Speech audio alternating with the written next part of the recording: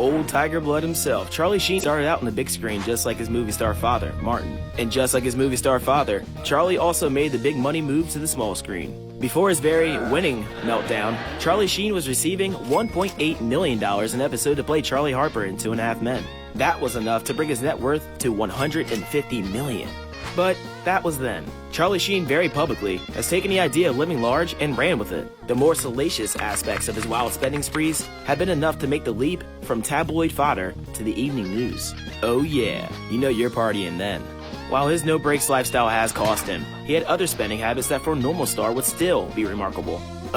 Like renting out the entire Houston Astrodome to play ball with his friends. The star, who was offered a baseball scholarship to the University of Kansas, bought 2,615 outfield seats in 1996 to an Anaheim Angels game to ensure he catch a home run ball, preferably from Cecil Fielder. Fielder, nor anyone else, hit a home run in that section though. Hey, can't win all the time. When Sheen had his very public split from 2.5 Men, they needed another idol-rich character to play off of John Cryer's mostly broke single dad. They went with a kind of spacey tech mogul character, played by Ashton Kutcher, perhaps preparing for his later role as Steve Jobs. While Kutcher had made a name for himself as Kelso on that 70s show, and by pranking his friends on his hidden camera show Punk'd, the Chuck Lorre production still got a discount on their Charlie Sheen trade-in, paying Kutcher $755,000 per episode. Turns out, however, tech mogul really isn't a stretch for the star. He's managed to take his TV earnings and convert them into a $200 million net worth by investing in over 60 startups, including Airbnb, Skype, and Foursquare. That's enough to fund his $10 million LA farmhouse, in addition to his 2 Southern California properties, including a Santa Barbara beach house. Kutcher also forked over $200,000 to $250,000 for a ticket for Virgin Galactic's ride into space, before Mila Kunis talked him into selling it back, feeling that a joyride into space was too risky for the new father. Aw, no fun. Before Tim Allen was the last man standing, or the voice of Buzz Lightyear in Toy Story, he was Tim the Toolman Taylor on the hit show Home Improvement. The show translated his stand-up routine celebrating power tools and horsepower into a sitcom about a home improvement show host, where he was able to demand a $1.25 million per episode salary. Tim Allen's passion for tools and horsepower are not an act, and that's reflected in his spending. He's introduced his own line of tools, with the proceeds being donated to children's charities. As you would expect, he also has an enviable car collection. American muscle is well represented, including the hot rod his character rebuilt during the run of Home Improvement. Those share garage space with his practically a race car Porsche Carrera GT, as well as the no really, it's a race car Ford RS200, built for the All Bonkers Group B Rally Series. He told GQ that he found out the car wasn't even road legal when he was pulled over driving it. Not to be deterred, he took his heavy right foot to the racetrack, teaming up with Celine, a tuner and boutique car maker, to form a racing team of his own named after his barking catchphrase, Celine Allen RRR Speed Labs, that competed in the World Challenge and Grand Am Series. In 2000, his team made a go at the 24 Hours of Le Mans, but wasn't able to make it twice around the clock to finish. Chris Pratt first won audiences' hearts as the goofy Andy Dwyer on the long-running Parks and Rec, but his fame got galactic as Peter Quill, that is Star-Lord, in Marvel's Guardians of the Galaxy. Since taking on the superhero role, complete with those daily personal trainer abs, he's joined Hemsworth, Pine, and Evans of the Handsome Chris's. Pratt's taken his good guy, good looks back to TV, starring in the upcoming Prime series The Terminal List, where his role as a surviving member of a SEAL team and taking home $1.4 million an episode. He's able to add that to his superhero and action star earnings for an $80 million net worth. That includes his $15.6 million Pacific Palisades mansion. The 8,000 square foot digs is a 5-bedroom, 6-bath house with a custom gym to keep Pratt in action hero shape. Pratt has the usual assortment of high-priced automobiles, but none of them are as notorious as the $2,500 1965 Beetle he got playing blackjack. Buying manuals and watching YouTube videos, the actor spent the next 12 years restoring and customizing the car until he got it to where he liked it. At least for now. Jerry Seinfeld was the creator, writer, and star of one of the most popular sitcoms of all time, which just so happened to also have his name on it. For him and his co-creator Larry David, that has meant a rather healthy payday, above and beyond his $1 million per episode pay. Like, very healthy. We're talking captain of industry healthy. A $950 million net worth is usually reserved for people whose creations have .com in their name. With that kind of money, anything he collects has the potential of being pretty enviable, regardless of who you are. Seinfeld's collection of choice is Porsche. After buying a powder blue roadster he saw listed in Hemmings News while visiting Jay Leno in 1991. His collection now includes a 1973 911 Carrera RS, one of only 1,580, and a model that changes hands at auctions for over $1 million. That was back then too while visiting a comedian friend. I'm sure no one was laughing then. And he got to watch it in real time. Just painful. He also has a coveted Porsche 959, an engineering exercise by Porsche who only put out 337 examples. Seinfeld paid $700K for his, but it's only legal in the US under the show and exemption for cars that were not federalized for use in the United States.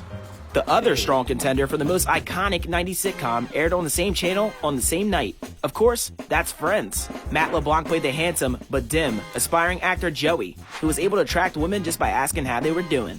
For his troubles, he also received $1 million an episode. LeBlanc tried to keep the Joey magic going with the spin-off, but the real return to that magic was playing an exaggerated version of himself on the show Episodes. On the show and in real life, LeBlanc has always been a lover of cars, which earned him a spot briefly on the BBC's premier car show Top Gear. All of this is good for a net worth of $80 million. During press for Episodes, LeBlanc admitted to some strange purchases, including a purple velvet couch and a Ferrari he loved, but also thought was ridiculous. He also bought his own bulldozer, which he said he needed, but he maybe didn't need one as big as he got.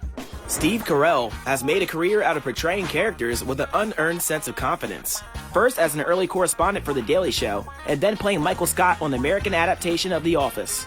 That role put a modest, seeming by these standards, $175,000 in the bank per episode. That and subsequent roles, including a more star-worthy $1 million per episode for Space Force, is enough to give the actor a net worth of $80 million.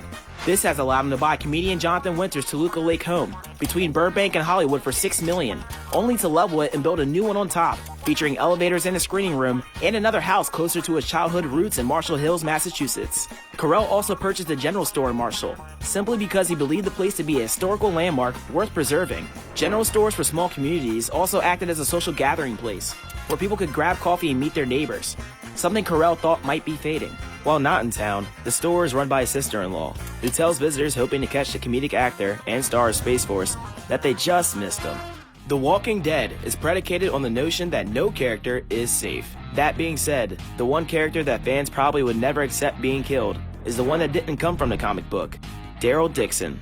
That's pretty good security for his $550,000 per episode salary, good for a $25 million net worth. Norman Reedus himself is a far gentler soul than his rough-edged character who enjoys the company of artists and explorers, something that is featured in his less gore-heavy Ride with Norman Reedus. It's not just the people he likes in that show, it's the way they get around. On motorcycles, something he shares with his Walking Dead counterpart. That's something he asked for in his character because he's afraid of horses. I am too, man. They're giant monster creatures who are only letting us ride them so they can plot our demise. Reedus' collection includes a custom knucklehead by Power Plant in Los Angeles, but his dream custom would be one built by old-school custom bike legend Indian Larry, whose creations have been bought at auction for as much as $220,000. Matt LeBlanc's Joey had an odd couple roommate in Chandler, an office worker with a sharp tongue, played by Matthew Perry. Perry joined his castmates with a $1 million per episode salary. Perry has faced some personal challenges that have left other high-profile stars broke. But Perry retains an enviable net worth of $120 million, thanks largely to some shrewd real estate purchases. His latest cycle of simplifying while putting some money in his pockets comes from selling his mansion in the sky, an entire floor of the Century City Tower that features 4 bedrooms and twice as many bathrooms. Hey, when you gotta go, you gotta go. He bought the luxury condo space in 2017 for $20 million and originally listed it for sale at $35 million, though the final sale was $21.6 million. That was still good enough to be the most expensive Century City condo sale since 2015. The building features a lap pool, gym, and even wine storage, but all that comes with HOA fees that exceed $7,000 a month. He also listed his Malibu beach house that he bought in 2011 for $12 million for over $13 million. This gives him plenty to cover his new purchase, a $6 million cottage in Chris Pratt's new town of Pacific Palisades.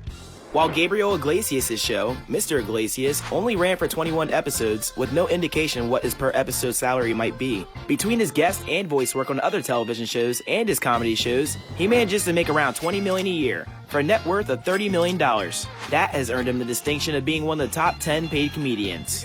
When the comedian who refers to himself as Fluffy started to taste success, he got some financial advice from Jay Leno, saying that cars were a growth investment that you could actually enjoy. Iglesias' cocktail of choice is the first-generation Volkswagen bus.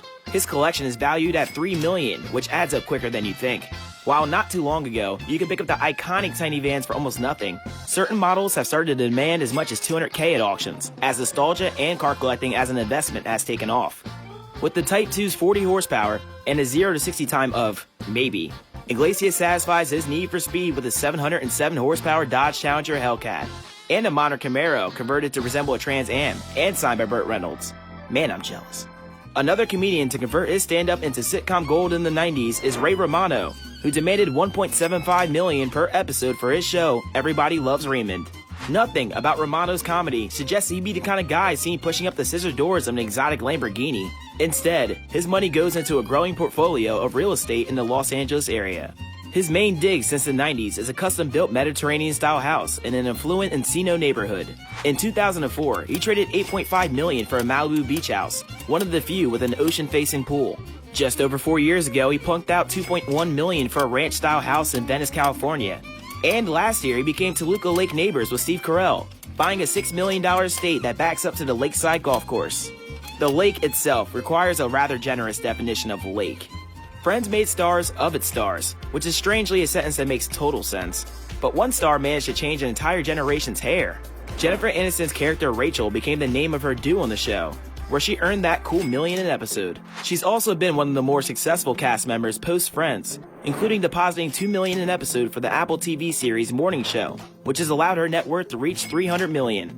If you've ever made the mistake of telling your girlfriend that you like her no makeup look, and she's taking you makeup shopping just so you're aware of how much makeup actually goes into her no makeup look, or you're just a woman who wears makeup, you know that it gets expensive fast. Being a woman is spendy. In a beauty-driven, youth-obsessed industry like film and television, keeping up with demands can add up as well. In Aniston's case, that has meant spending upwards of $200,000 a year on cosmetics.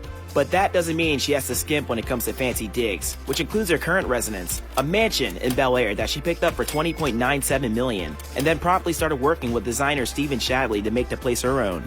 Aniston co-stars with Reese Witherspoon on The Morning Show, and the pair worked together on Big Little Lies as well. Put that together with her other roles like Little Fires Everywhere, and it all adds up to a $400 million net worth for Witherspoon. This has led her to be able to make some staggering property purchases, like in 2003, when she bought a Brentwood estate for $4.7 million. Then, the house next to it for $3.3 million, only to level it and turn the entire lot into her backyard. A third parcel purchase would bring total spending to $11 million, for a total of 1.32 acres. But in 2014, they were broken back into 3 lots and sold at cost. In 2010, she bought Steven Seagal's Mandeville Canyon Ranch for $6.9 million, had the house destroyed, and then sold the empty lot in 2012 for $8 million. Man, she loves knocking down houses. The $2 million Nashville mansion she bought around that time, sitting on 6 acres, came with a caveat that this house could not be knocked down. Her Malibu farm came and went in her life, buying for $6.3 and selling for $6.7 million. Her current digs are back into Brentwood this time, in a $15.9 million 3-acre estate at the end of a private road that ends in a gate. That's goals. Kaylee Cuoco has managed to convert her $1 million per episode from The Big Bang Theory to producing and starring in The Flight Attendant, all good for a net worth of $100 million. That's enough to indulge her expensive passion, horses. Her $12 million Hidden Hills Ranch provides room for her 25 horses. She even offered to purchase Saint Boy, the horse that refused to jump during the Tokyo Olympics and was filmed being struck by its rider, an offer she continues to make. Cuoco was even a competitive rider herself. Oprah Winfrey doesn't have TV star money. No. She has mogul money. The former queen of daytime and the person that rewrote the rules for daytime talk shows has a net worth of a staggering $2.6 billion. Yes, that's billion with a B. That fortune starts with a $315 million a year she got for doing that show, and ends with her own production company, Harpo, which is Oprah backwards. Her main digs is a massive estate referred to as the Promised Land, which she bought for $50 million, but in 2012 was assessed at $90 million. This accompanies her 163 acres in Hawaii she bought for $5.3 million, and a mansion in Telluride, Colorado, totaling 60 acres for $10.85 million. She's really gone in on her biggest passion. You guessed it, bathtubs. Okay, maybe you didn't guess it. She told Vanity Fair about her love for baths that stemmed from the dingy tub that she had growing up, vowing to get the best bathtubs. That includes one that's carved out of marble to a cast of her own body. She didn't say how much that cost, but we're gonna guess a lot.